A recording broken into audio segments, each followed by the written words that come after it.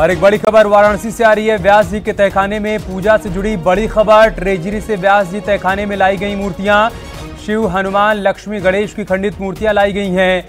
वाराणसी से बड़ी खबर में आपको बता रहे हैं, व्यास जी तहखाने में मूर्तियां पहुंचाई गई हैं। एएसआई सर्वे के दौरान ये मूर्तियां मिली थी। 10 में से 8 मूर्तियां ट्रेजरी से वापस तहखाने पहुंचाई गई हैं। डीएम की कस्टडी में साक्ष्य के लिए इन मूर्तियों को लिया गया था और अब इन मूर्तियों को एक बार फिर से व्यास जी के तहखाने में पहुंचाया गया है। कैसे वहां पर खुशी का माहौल देखने को मिल रहा है। हिंदू पक्ष के लोगों में खुशी का माहौल है। इससे पहले हाईकोर्ट की तरफ से मुस्लिम पक्ष को बड़ा झटका लगा जब कहा गया कि फिलहाल वहां पर यथास्थिति बरकरार रहेगी, पूजा पाठ चलती रहेगी। और इन सब के बीच बड़ी जानकारी सामने आई है कि कुछ मूर्तियों को ट्रेजरी से एक बार फिर से व्यास जी के तहखाने में ले जाया गया है। हमारे सहयोगी उपेंद्र हमारे साथ जुड़ चुके हैं। उपेंद्र, क्या जानकारी है आपके पास? बिल्कुल अमित, ये 10 के करीब मूर्तियां थी जो एएसआई सर्वे के दौरान वहां से व्यास जी के तहखाने से मिली थी। टोटल 250 से ज्यादा मूर्तियां थी जो सभी तहखानों से और वहां पर एएसआई को जांच में मिली थी। आज के तौर पर अदालत के आदेश पर इसको ट्रेजरी में डबल लॉकर में रखवा दिया गया था, डीएम की कस्टडी में। और अब जब व्यास जी के तहखाने में पूजा पाठ शुरू हो गई है तो उनके प्रेयर के आधार पर ये मूर्तियां फिर जो है वापस वहीं पर रखवा दी गई व्यास जी के तहखाने पे। प्रेयर में 10 मूर्तियों का जिक्र था, तो मूर्ति फिलहाल नहीं मिल पाई थी बताया जा रहा है। तो 8 मूर्ति मिल गई थी क्योंकि ट्रेजरी में 250 से ज्यादा मूर्तियां थी, तो उनकी पहचान करके उनमें से 8 मूर्तियों को वापस व्यास जी के तहखाने में रखवा दिया गया है ताकि उनकी पूजा अर्चना शुरू हो सके। प्रेयर में इनकी पूजा अर्चना राग भोग की बात कही गई थी। चूंकि अब राग भोग और पूजा अर्चना के लिए अदालत ने आदेश दे दिया, तो ऐसे में उनके प्रेयर के मुताबिक उनको मूर्तियां वहां पर दी जानी चाहिए। इसीलिए डीएम के आदेश पर फिर डबल लॉकर से वो 8 मूर्तियां निकली और व्यास जी के तहखाने पे इनको रखवा दिया गया। और अब बाकी जो वहां पर मूर्तियां हैं उनके साथ इन 8 मूर्तियों का भी राग भोग पूजा आरती वहां पर की जाएगी। फिलहाल वो जो 8 मूर्तियां थी उनको रखवा दिया गया।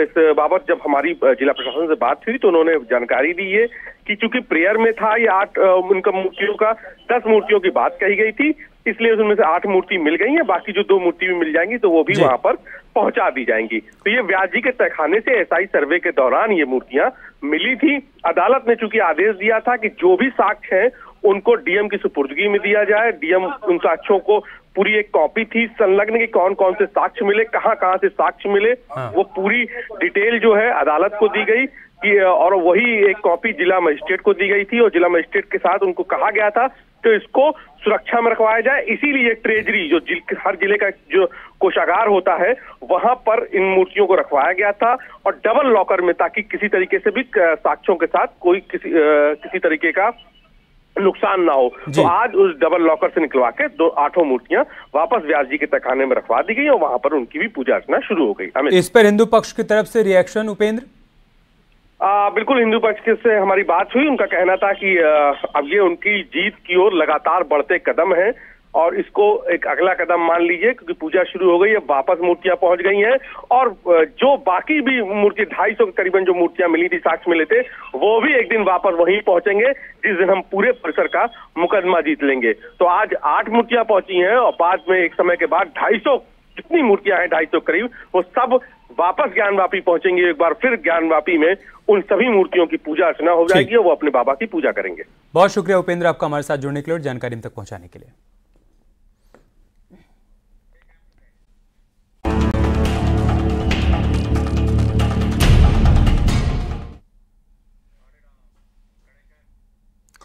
और बात करते हैं किसान कत्लकांड की। लखीमपुर खीरी में एक किसान और समाजवादी पार्टी के नेता की 48 घंटे पहले हत्या हो जाती है, लेकिन कातिल कत्ल से कई दिन पहले सोशल मीडिया पर ऐलान करता है कि कोई बचाने नहीं आएगा। वही हुआ जिसका अंदेशा था। अब पुलिस ने हत्यारोपी गैंगस्टर को इनकाउंटर के बाद गिरफ्तार कर लिया।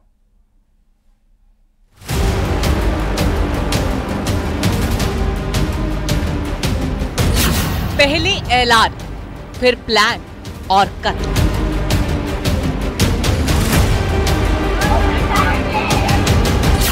ट्रैक्टर से खींचकर किसान का मर्डर।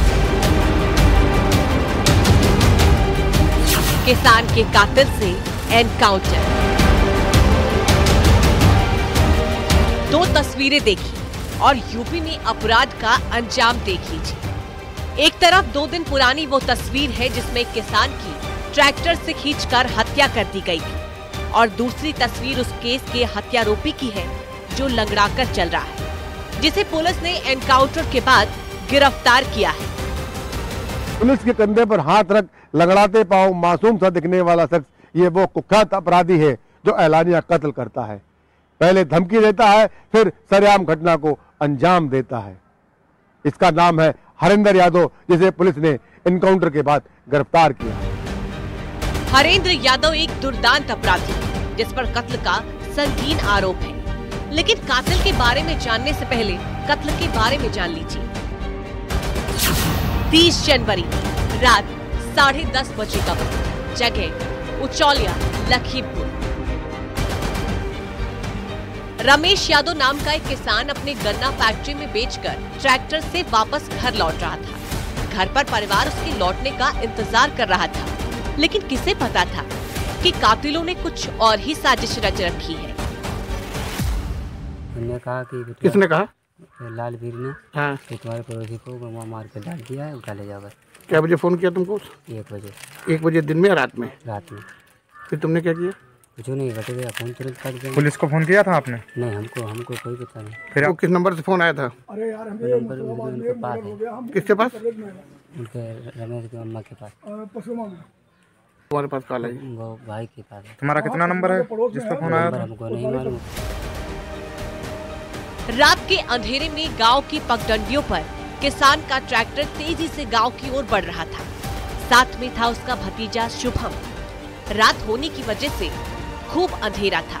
तभी अचानक सड़क पर कुछ लोग नजर आते हैं। लोगों को बचाने के लिए किसान ने ब्रेक पर पांव जमा दिए। ट्रैक्टर का शोर थम चुका था और मौत की आहट दस्तक दे चुकी थी। पलक झपकते ही करीब 10 लोगों के झुंड ने किसान पर ताबड़तोड़ हमला कर दिया और तब तक मारते रहे जब तक कि किसान की मौत नहीं हो गई। उचौलिया पे दिनांक 31 जनवरी की रात्रि में हत्या और मारपीट की घटना घटित हुई थी, जिसके संबंध में अभियोग पंजीकृत किया गया था।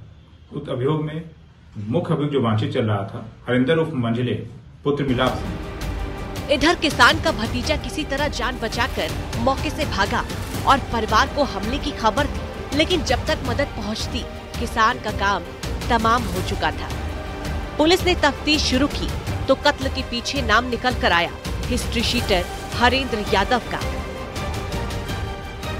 2 दिन पहले किसान की गन्ना मिल से गन्ना तुलाकर वापस आते समय सरेआम सड़क पर खींचकर हत्या कर दी थी। महज 48 घंटे बाद उत्तर प्रदेश पुलिस ने हत्यारे कुख्यात अपराधी हरेंद्र को एनकाउंटर के दौरान गिरफ्तार कर लिया था। हरेंद्र ने किसान को जान से मारने से पहले सोशल मीडिया पर धमकी देकर इसका कत्ल का ऐलान किया था। हिस्ट्री शीटर हरेंद्र यादव बदमाश किस्म का आदमी है। उसका मृतक किसान से खेत में पानी निकालने को लेकर विवाद हुआ था। इसी बीच किसान को अपने कत्ल का अंदेशा सताने लगा था। ये बात व्हाट्सएप चैट के जरिए अपने दोस्त से साझा की थी, जिसमें उसने साफ साफ लिखा था कि दबंग कब्जा कर रहे, कत्ल भी कर सकते हैं। यहीं से एक और सवाल उठ खड़ा होता है, क्या पुलिस को इस विवाद के बारे में पहले से खबर थी? अगर हाँ, तो वक्त रहते कार्रवाई क्यों नहीं हुई?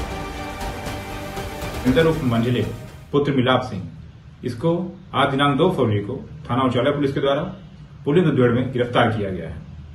उक्त अभियुक्त के पास से एक देसी तमंचा, खोखा कारतूस व जिंदा कारतूस बरामद हुआ है। यह अभियुक्त हरिंदर उर्फ मंझले जो है, ये पूर्व से ही हत्या, मारपीट व अन्य जघन्य अपराधों में शामिल रहा है। इसके ऊपर गैंगस्टर कार्रवाई भी की जा चुकी है। वारदात के बाद से पुलिस की कई टीमें हत्यारोपियों की तलाश में जुटी थी। हत्यारोपी के घर पर बुलडोजर भी भेजा गया, लेकिन तब तक कोई कार्रवाई नहीं हो पाई। इस बीच पुलिस की हिस्ट्री शीटर हरेंद्र से मुठभेड़ हो गई और जवाबी फायरिंग में दुर्दांत अपराधी न सिर्फ घायल हुआ बल्कि पकड़ा भी गया। लखीमपुर खीरी से न्यूज़ 18 के लिए मनोज शर्मा की रिपोर्ट।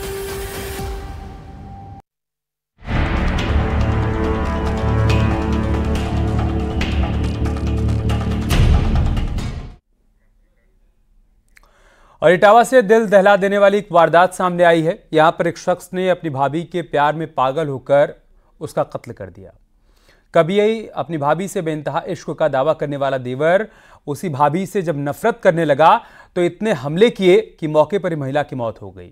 कत्ल की वजह सिर्फ इतनी थी कि भाभी ने देवर के प्यार को ठुकरा दिया था।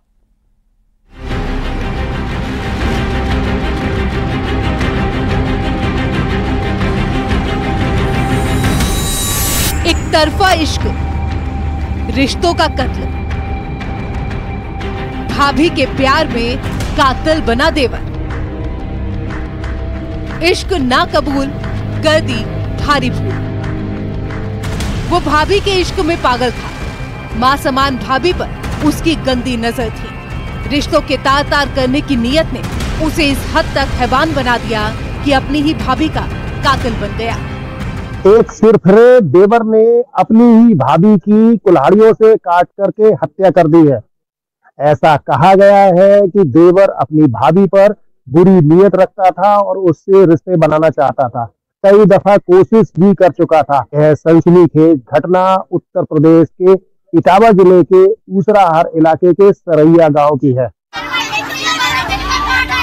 वारदात इटावा के ऊसराहार इलाके की है। पुलिस को खबर मिली कि एक महिला की हत्या कर दी गई है, लिहाजा फौरन पुलिस टीम मौके पर पहुंची, लेकिन मौकाए वारदात का मंजर रूह कपा देने वाला था।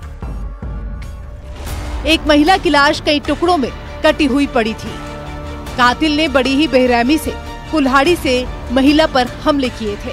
ऊसराहार थाना जनपद इटावा में देवर भाभी का झगड़ा हो गया था और काफी गाली गलौज और झगड़े के बाद जो है देवर ने भाभी के ऊपर कुल्हाड़ी से प्रहार कर दिया था और उसे काफ़ी गंभीर चोटें आ गई थी। उसका इलाज चल रहा था और अभी कुछ देर पहले उनकी जो है इलाज के दौरान मृत्यु हो गई है।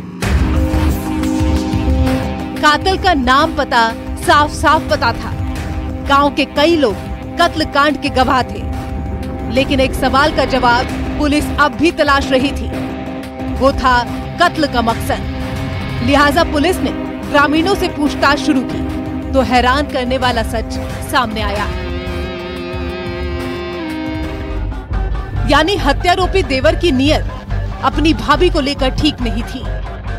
आरोप है कि देवर अपनी भाभी से संबंध बनाना चाहता था। उसने कई बार दबाव डाला था। वो अक्सर अपनी भाभी से कहता था कि तुम मेरे साथ रहो, लेकिन भाभी ने जब उसकी मर्जी के खिलाफ जाकर शिकायत की तो देवर ने अंजाम में मौत लिख दी। सनकी टाइप का था।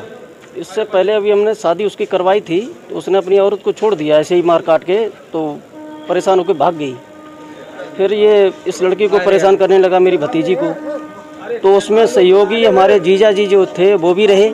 आज उसने जाके कुछ दिनों से, जब से शादी हुई उससे मतलब यही होता, उसकी बहन की शादी होने वाली थी उससे, तो मैंने कर दी भतीजी। इस हिसाब से वो उलझन में रहती थी, तो उसने आज यही फ़ायदा उठा के उसको उसका के और ये काम करवा दिया। ऊसराहार इलाके में रहने वाले अतः सिंह के 4 बेटे हैं, जिसमें दूसरे नंबर के बेटे प्रदीप कुमार की शादी मोहिनी के साथ हुई थी। उसके 2 छोटे छोटे बच्चे भी हैं। प्रदीप के छोटे भाई रवि कुमार की पत्नी उसकी हरकतों से परेशान होकर उसको छोड़कर चली गई थी। तभी से रवि अपनी भाभी मोहिनी पर गंदी नजर रखता था। 3 महीने पहले भी उसने भाभी के साथ छेड़खानी की थी, जिसको लेकर मोहिनी ने अपने पति प्रदीप और सास ससुर से शिकायत की थी, लेकिन शिकायत के बाद भी रवि सुधरने का नाम नहीं ले रहा था। 2-1 बार कर चुका है, तो जबरदस्ती ऐसे होता रहा, तो उसने अपने शिकायत भी की, ससुर से भी कहा, सास से भी कहा, लेकिन उन लोगों ने नहीं माना। अपने बच्चे की सपोर्ट मतलब किया, बच्चा दोनों अपना बढ़ता रहा। आज आके उसने पता नहीं आज क्या ऐसा किया है। और ये साथ में थी दीपू की बहू, वो तो घर पे ही थी। जब वो रोई चिल्लाई होगी, इतना बड़ा हादसा घर पे हुआ, एक ही कमरे में आदमी है, तो क्या जाना नहीं होगा। गांव वालों की माने तो आरोपी लंबे समय से अपनी भाभी को परेशान कर रहा था। मोहिनी का पति प्रदीप रोज की भांति हार्डवेयर की दुकान पर काम करने गया था। तभी रवि ने शाम को लगभग 5 बजे मोहिनी के साथ जबरदस्ती करने की कोशिश की, जिस पर मोहिनी ने विरोध किया और चिल्लाना शुरू कर दिया। इसी दौरान रवि ने कुल्हाड़ी से उस पर हमला कर दिया। इस हमले में मोहिनी के गले, हाथ और सर में गंभीर चोटें आई और वो लहूलुहान हो गई। जिस वक्त हत्यारोपी ने अपनी भाभी पर हमला किया, उस वक्त भी लोग महिला को बचाने पहुंचे थे। इस दौरान महिला के पति की उंगली भी कट गई, लेकिन सिर पर खून सवार देवर अपनी भाभी की मौत तक ताबड़तोड़ कुल्हाड़ी बरसाता रहा। मृतका जो मोहिनी उर्फ काजल थी, उनकी बॉडी को पंचायतनामा पोस्टमार्टम की कार्रवाई जो है, जो पुलिस की होती है, उस पर ले लिया गया है कब्जे में और विधिक कार्रवाई कराई जा रही है। बाकी उसके पति की तरफ से अभियोग दर्ज कर दिया गया है तथा अन्य विधिक कार्रवाई संपादित की जा रही है। हाँ, जो कुल्हाड़ी थी वो भी बरामद कर ली गई। फिलहाल पुलिस ने मामला दर्ज कर लिया है और जांच शुरू कर दी है। हत्यारोपी की तलाश में पुलिस जुटी है। जल्द ही आरोपी सलाखों के पीछे होंगे। न्यूज़ 18 के लिए इटावा से दिनेश शाक्य की रिपोर्ट।